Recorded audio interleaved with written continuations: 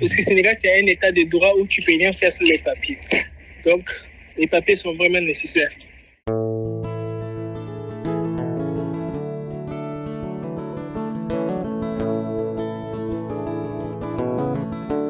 L'émigration des Sénégalais fait couler beaucoup d'encre.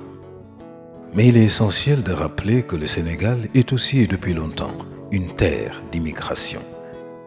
Réputé pour son hospitalité légendaire, connu sous le nom de Teranga, le Sénégal abrite une diversité de nationalités africaines. Bien qu'il soit difficile de déterminer le nombre exact d'étrangers résidant au Sénégal, il est avéré que la majorité provient d'Afrique de l'Ouest, en particulier des pays voisins comme la Guinée, le Mali et la Gambie. Ces nations, à l'instar du Sénégal, font partie de la CEDEAO, Communauté économique des États de l'Afrique de l'Ouest.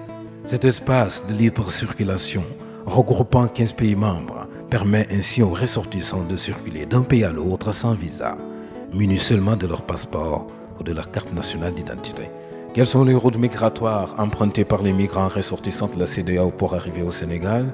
Comment ont-ils vécu les formalités aux frontières? Quelle est la validité de leurs documents et les défis administratifs auxquels ils sont confrontés une fois installés au Sénégal? Comment ces différentes nationalités perçoivent-elles la teranga sénégalaise? Et pourquoi la nationalité sénégalaise est-elle courtisée? Rejoignez-nous sur Movid Audio, Éco-Migratoire, votre source d'informations audio sur les migrations en Afrique subsaharienne et méditerranéenne, du laboratoire mixte international Movida. Au-delà des frontières, migrer au Sénégal pour les ressortissants CEDEAO. C'est une série de 3 podcasts successifs sur les rapports au papier dans la CEDEAO et au Sénégal en particulier. Les propos utilisés dans ces audios sont extraits d'entretiens réalisés dans le cadre d'une enquête exploratoire sur l'immigration ouest-africaine au Sénégal et les rapports au papier. Ils ont été menés par 3 jeunes chercheurs, Baye Mansbaye, David Marcel Gomis et Oumar Watt de l'Université Gaston Berger de Saint-Louis, de mars à mai 2024, sous la direction de Delphine Perrin, chercheuse à l'IRD.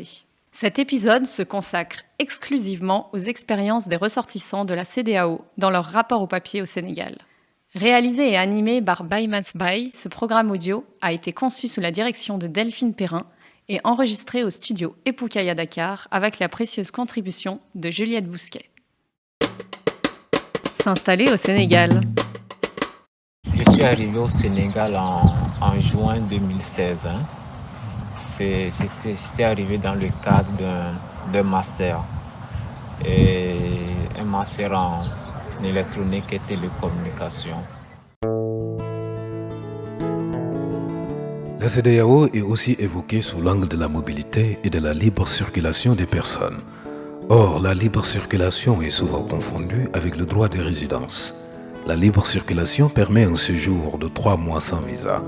Cependant, bon nombre de personnes prolongent leur séjour et choisissent même de s'établir de manière durable dans les pays membres. Certains y sont nés, y ont grandi, témoignant de l'ancrage profond créé par cette mobilité. Ce qui m'a poussé à choisir la destination du Sénégal, c'est la culture sénégalaise, l'éducation, la qualité de l'enseignement, témoigné par des anciens étudiants, des anciens élèves. Et c'est ça qui m'a vraiment motivé, c'est ça qui m'a vraiment poussé de venir aussi. Moi, je suis originaire de Koundara en Guinée. Et en 2016, j'ai migré vers le Sénégal pour venir étudier. Les études au Sénégal sont meilleures en termes de qualité qu'en Guinée. C'est plus facile ici, par exemple, après une formation en médecine, on peut retrouver du travail plus facilement qu'en Guinée. Aussi, les enseignants sont plus compétents, autant que le personnel soignant aussi. Donc la formation est au point supérieur au Sénégal. C'est pourquoi j'ai plié bagages pour venir résider au Sénégal et poursuivre mes études. Tu as beaucoup d'ouverture ici, tu as une mentalité qui est changée, tu as l'esprit d'entrepreneuriat qui est en toi, que le Sénégal t'apporte, parce que chez nous, c'est pas d'atout.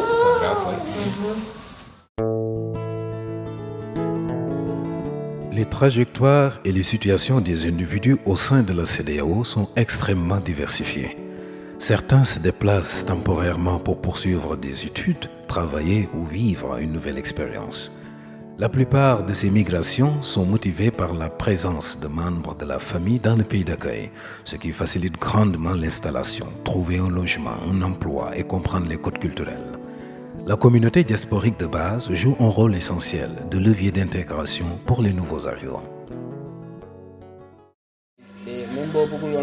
Moi, c'est ma sœur qui m'a demandé de venir auprès d'elle vu qu'elle était seule au Sénégal. Et souvent, quand on est petit, c'est la curiosité qui l'emporte. On veut découvrir des choses. Une fois installé, on a pris goût et depuis lors, on aime le Sénégal. Moi, je suis ivoirienne. Ouais. J'ai quitté en Côte d'Ivoire en 2015. Okay. J'étais coiffeuse. Mais ma tante m'a dit qu'ici, c'est mieux payé. Il y a trop de clients et tout et tout. Nous nous sommes interrogés sur ce que signifie vivre au Sénégal en tant que ressortissant d'un pays voisin africain. Éprouve-t-on vraiment le sentiment d'être étranger? Le Sénégal est connu pour être une terre d'hospitalité, de teranga. Il ne faut pas transposer ce qui se passe ailleurs au Sénégal. Le Sénégal est un petit pays, mais un petit pays cité en référence dans le monde. Parce que c'est un pays d'hospitalité. Tout le monde le reconnaît. Ce n'est qu'au Sénégal où un étranger peut arriver à l'heure d'un repas et qu'il soit bien accueilli, nourri et gâté. Ça n'existe pas dans d'autres pays vraiment. J'ai pas mal voyagé, donc je sais de quoi je parle. Depuis que je suis arrivé au Sénégal, franchement, je n'ai aucun problème. Depuis que je suis là, je n'ai que la paix, rien que la paix. J'ai de bonnes relations avec tout le monde. Je ne fais même pas la différence entre ma famille et les autres. Tout le monde est pareil pour moi.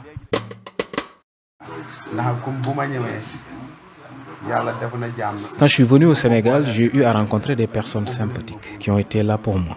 Ils se sont ouverts à moi. Ils m'ont accueilli et m'ont orienté. Je peux dire que jusque-là, c'est même eux qui m'ont permis d'avoir ce terrain sur lequel j'ai construit et dans lequel on est en train d'échanger. Malgré cette bonne réputation et ce contexte favorable, il est peut-être difficile d'être étranger au Sénégal. À cet égard, la question des papiers revêt une importance capitale. Quel papier pour s'installer?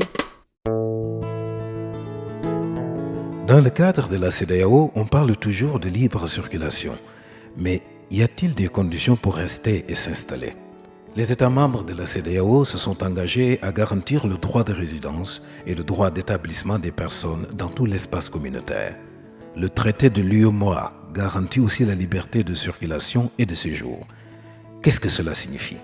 À l'heure où certaines voix au Sénégal appellent à l'expulsion de ressortissants ouest-africains dépourvus de carte de séjour, quels papiers sont nécessaires ou importants aux ressortissants de la CEDEAO pour vivre au Sénégal? Nous avons demandé à des citoyens ouest-africains de nous parler de leurs pratiques en rapport aux papiers et de leur expérience. La carte consulaire est plus importante que la carte d'identité même ici. Moi, je laisse ma carte nationale d'identité à la maison. J'ai sur moi ma carte consulaire tout le temps. La carte consulaire est un document officiel délivré par les consulats à leurs ressortissants, attestant leur inscription auprès des services consulaires et facilitant diverses démarches administratives pour s'établir à l'étranger.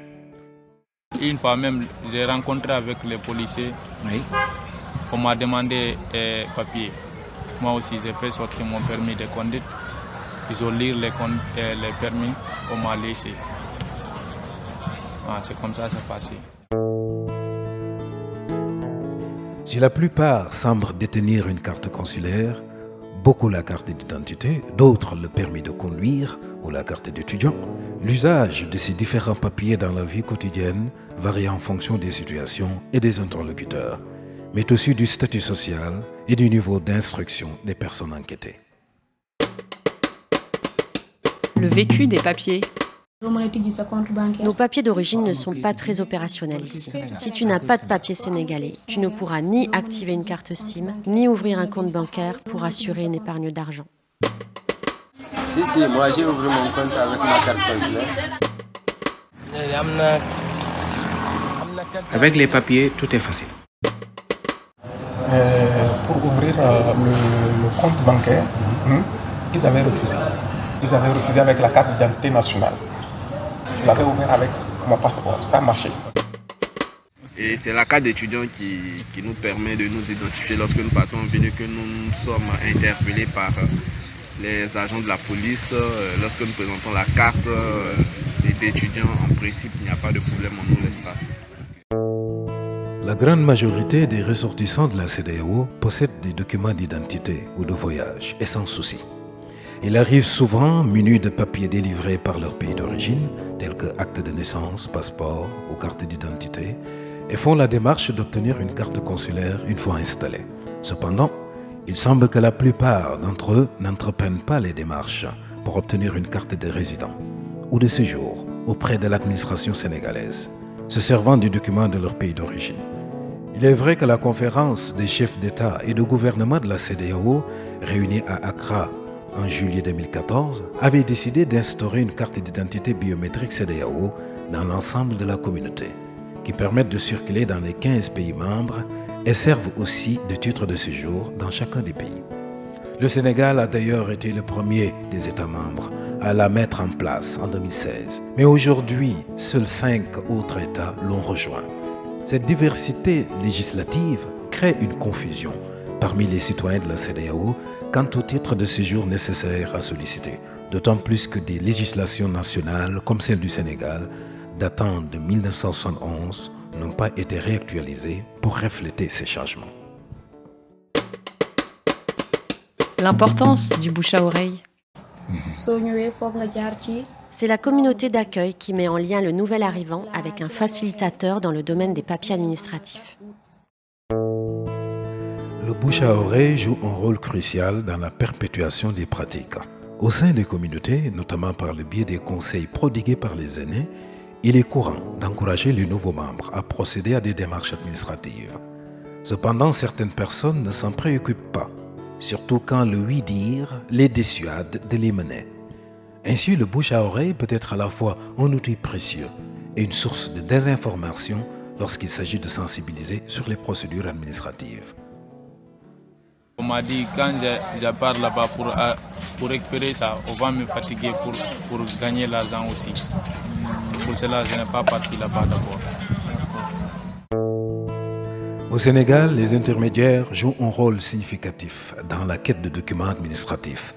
Pour chaque démarche, qu'il s'agisse de la visite technique des véhicules, des actes de naissance à la mairie ou de la légalisation de documents auprès de la police ou du tribunal, il n'est un secret pour personne que ces courtiers maîtrisent parfaitement les procédures. Leur intervention permet un gain de temps considérable, ce qui incite les gens à recourir à leurs services. Dans les communautés d'accueil des migrants, c'est souvent un membre de la famille qui met en relation le nouvel arrivant avec un courtier administratif. Cependant, cette intermédiation peut brouiller l'information et mener à l'obtention de faux papiers au lieu de documents légaux. Les migrants non instruits ou très occupés dans leur travail évitent les institutions officielles à cause du bouche à oreille, véhiculant des informations erronées, mais aussi d'un manque d'aisance vis-à-vis de l'administration. Ils reçoivent parfois des propositions pour obtenir des papiers illégaux moyennant des sommes d'argent importantes. C'est pourquoi ils sont particulièrement vulnérables aux arnaques qui ne manquent pas souvent de leur arrivée. Au fait, certains intermédiaires falsifient des papiers officiels. Récemment au Sénégal, un débat a émergé autour de ces pratiques d'usurpation d'identité et de vol de nationalité. Ce problème est principalement dû à la défaillance des états civils dans les pays d'origine et à l'inertie des pratiques d'adaptation des communautés. Vivre sans papier au Sénégal. Existent des étrangers comme moi qui n'ont pas de papier mais qui ont un amour patriotique sincère pour le Sénégal. Moi, je suis sénégalais dans le cœur. J'ai grandi ici. Je ne connais qu'ici. Tous mes amis sont là. Un problème particulier concerne les personnes sans papier, auxquelles il manque le document primordial conditionnant tous les autres, l'acte de naissance. Certaines personnes ne l'ont jamais obtenu dans leur pays d'origine, tandis que d'autres, nés au Sénégal, n'ont pas été enregistrés à la naissance. D'autres encore ont perdu leurs documents. Paradoxalement, certains de ces individus se sentent profondément sénégalais. Il est important de ne pas confondre absence de papier et absence de nationalité.